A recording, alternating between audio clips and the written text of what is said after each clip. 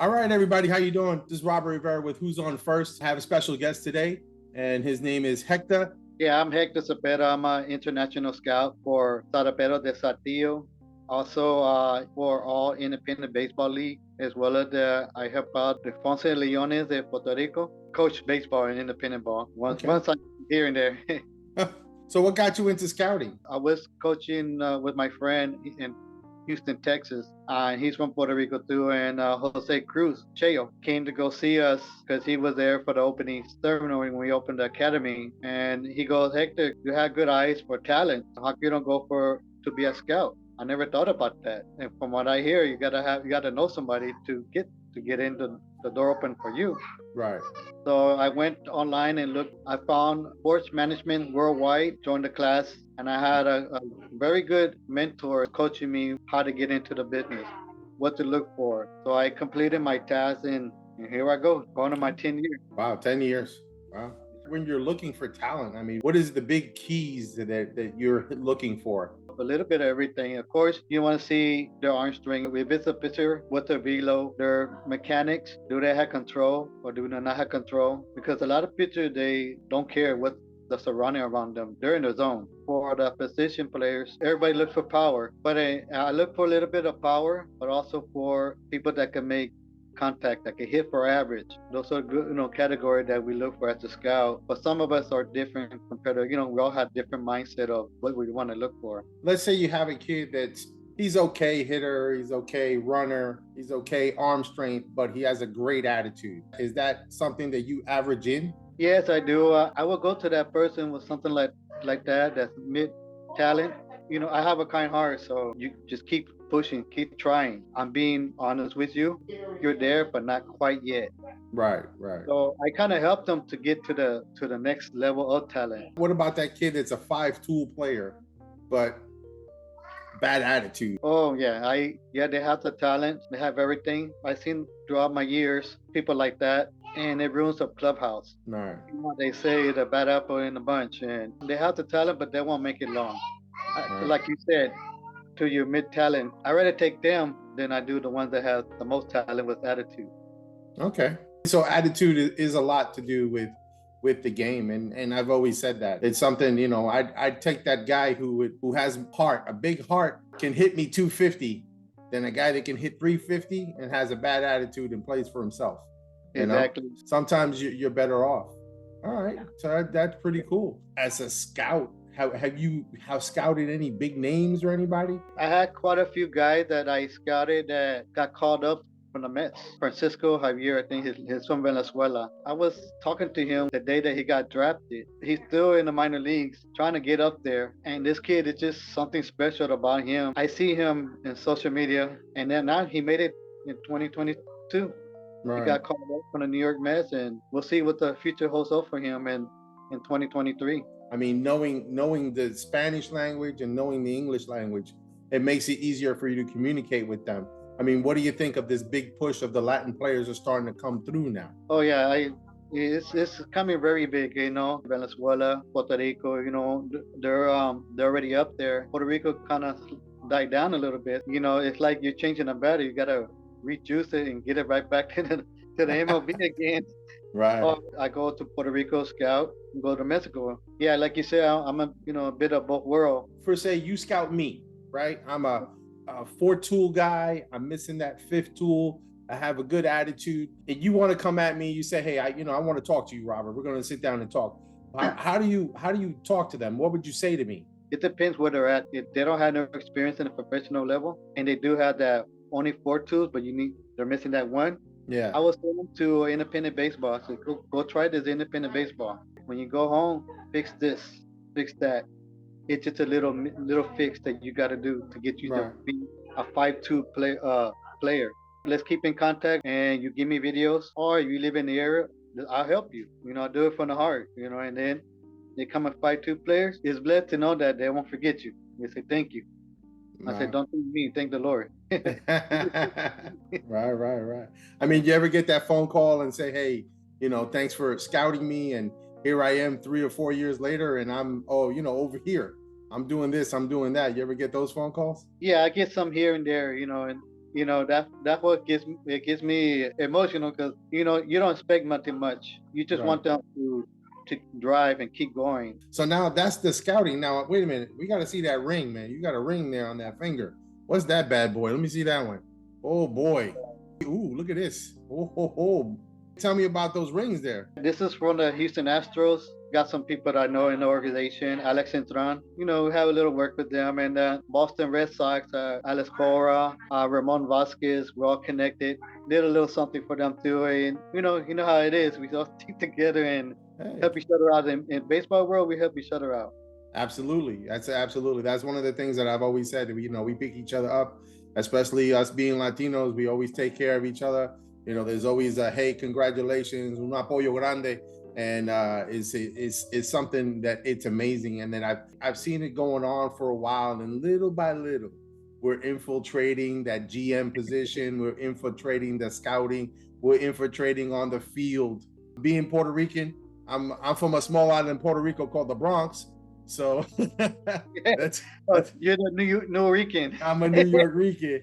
So I mean, having that background that hey, knowing my dad played baseball in Puerto Rico too, it's amazing. It's amazing stuff. Scouting is one of your fortes. There's something else that you were looking at too. You want to be a track man. In the winter, it's the time of year is to go online and start applying. I saw this opportunity for the MLB for a trackman operator for spring training and to be rotating all over the stadium for in Arizona. So I applied. I got an email Wednesday from MLB. They called me surprise. They didn't even expect nothing of it. Right. So I looked in there and said, if you want to interview, do it right away, basically. So I went inside my house, boom, started getting the interview going, and they were answering a lot of questions. In total, there were 32 questions. 3 of them was video. I answered all of them correct. Then if I get the second call, then they'll give me a second interview. If I pass that, then I should be able to get the job to join with the MLB. I won't be with an organization, just with the league, the MLB. Right, right. So, I mean, explain to us what a trackman does. Trackman, just to basically we get the videos set up, the angle of them from their swing, pitches, stuff like that. All over the angles because we got to catch every single of it and then send it out to the MLB, and I guess they send it to the organization. I'm an old school baseball guy. So when they turn around, they talk about whip and WAR and percentages and this. I was in winter meetings in 2015, and I talked to Brian Kenny. I said, this stats thing it's just got me crazy. And he said, listen, the stats are there and they're there if you use them. And I'm like, yeah, but numbers for me is like if in baseball, I could watch the game and see what's going on. He says, yeah, but then you watching the game might give you that edge. But if you knew the numbers, your edge gets a little bigger. And he's like, sometimes you forget about certain things. So it's amazing stuff out there. They need a trackman, I guess, to get all these numbers and everything in there. I want to ask another question, and I know a lot of you parents are going to get rattled here. What do you think of these parents that their kid is 8 years old and they want you to come and scout them? Oh man, I get that. I get that a lot, and get parents could come up to me. Oh, he's only 10. If I'm still alive in 8 more years, let me know. I'll watch him again that time. The reason I asked you that, I was at a 9U baseball game. Kids were pretty good, catching the ball, throwing the ball. And all of a sudden, the kid went to go pitch and his dad pulls out a radar gun out of his pocket. He's boom. And he's going to the wife, 47, 45, 49. And I'm going, you got to be kidding me. I'm like, I don't understand. What is he doing? Baker pitches? What is he throwing? Sliders? What? I mean, he's 9 years old. Like when I see those little kids, I want them to have fun. I don't want them to be stressed on having to play the game like a major leaguer. Those major leaguers have been groomed to deal with that stress and whatever. I want that 9-year-old to have fun because sometimes, and I'd be honest with you, some of these kids, as well as this is probably the only baseball they're ever going to play. They may not go anywhere. Why would you want to stress out a 9-year-old kid? They're yelling at them too. And then you're yelling at them. And then you know what? Then they wind up not liking the game. They don't want to play anymore. Maybe that button clicks on at 16. Maybe the button clicks on at 18. Maybe the button clicks on at 12. We don't know. But if you turn that button off at 8 years old, At 9 years old, you're never going to get them back. Nope. No. And we might have lost a great talent. And you know, also too, that it will create a problem in the family. Yeah. Create a problem in the family. On the off season, I umpired on weekends, on tournaments. Believe me, right? I've seen it all. I've seen a lot of baseball myself. Me and you're gonna have to hook up because I'm a little bit of a scout, and I pat myself on the back a little bit because Aaron Judge, when I was living in Scranton, Pennsylvania, I told him if he stands up, he could hit a lot of home runs, and look what happened. Look what. Yeah.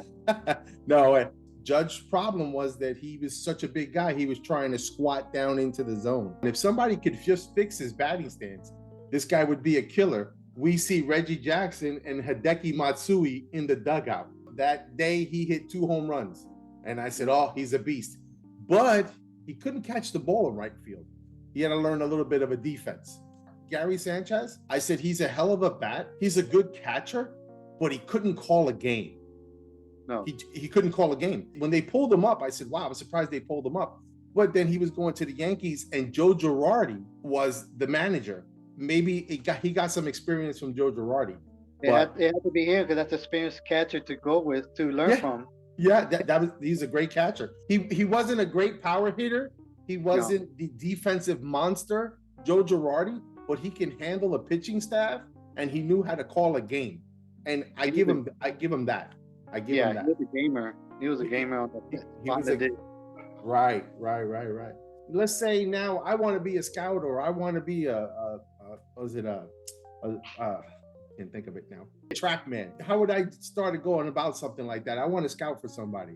It's so much. You just have to Google it. But my first choice to me, because it's where I went to school at, is sports management worldwide. But the Trackman, you have to look it up. There's so much to go to school for that I haven't went to yet. So I'm like you too. I'm the old school. Technology, I'm barely learning here and there. But like they say, if you don't know it, still join it, because that's how you're gonna learn. To know technology. Don't be afraid to learn. Yeah, don't be afraid to learn, and put your foot in there and learn that technology that they're bringing up now. Yeah. I get a lot of questions. You probably want to ask me that question too. What kind of hitter do you like? I like the one that make contact, that drives the ball, not launch the ball in the air. Right. Why? Because you're gonna strike out a whole lot. What about contact here? They're gonna hit 250 up to 300 or more. Right. Why? They're spreading the ball all over the place. You hit where it's pitched. I was a big long shot guy, and my dad changed my batting stance, and he says, listen, you're gonna hit bullets. I want you to chop down on the ball like a tree, and I want you to hit line drives at people's ankles. You're gonna be a better baseball player. And it wrecked me, but it was good because I was a hell of a hitter. You couldn't get a pitch back by me. If you did, you were a very good pitcher. I go to the batting cages now. My kids work at the batting cages. I get in there and I said, I'm going to go 15 for 15. Not a pitch is going to get by me. We're supposed to make contact. You're supposed to put the ball in play. And once you put the ball in play, things happen. Yeah, and what I seen that is also taken away is the bunt still hit and run. It's going to help. It helps a lot. I don't care, you're number 3 hitter. You're going to bunt. Why? They're not expecting you to do that. Oh, no. That's a lot of philosophies are like that. There are a lot of things are lost like that. I just interviewed a young lady playing softball, and her dad asked her, who do you play for? She said, for the other 9 girls on the field. That's who I play for. And I'm like, wow. That's one of my dreams, to get a girl signed in MLB. Oh, yeah? Okay. Well, there you go. You heard it first here, guys. You better be ready, because Hector's looking for that girl out there. I know there's some girls out there. There's a minor league, I think a AA or AAA female umpire. Oh, yeah, in the minor leagues. And then there's the Yankees who signed the first manager, the female manager. Yeah, I know her, Rachel. All right. Okay. Well, thank you, Hector. Thank you for being on. I appreciate you. God bless you. And we'll keep in touch. We'll definitely keep in touch. You too. Thank you for being putting me on the show, and God bless you and your family. We'll talk soon. Absolutely. Thank you. Well, this is Robert Rivera with Who's On First, and what do we say? Keep swinging.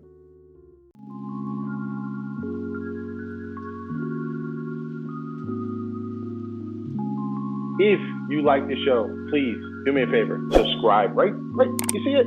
It's right there. Subscribe, share, like, and don't forget, put that bell on. It'll ding you when I put something else on, all right?